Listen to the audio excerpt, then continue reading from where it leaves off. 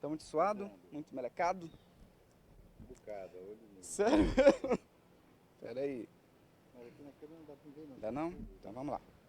Foi, velho.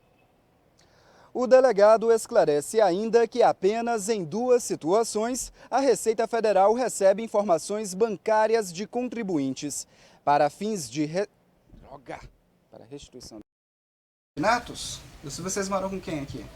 Eu morei a minha velha. Ah, só vocês dois? É só nós dois. Há quanto tempo que vocês moram aqui? Eu tô aqui com 23 anos. 23 anos? E sempre nessa situação? É, sempre essa situação. Porque o que eu quero dizer, gente, é se ele tá lá, não fala nada. Depois da menina de Deus, ele não fala nada. A última rua lá. Só falta um caminhozinho assim.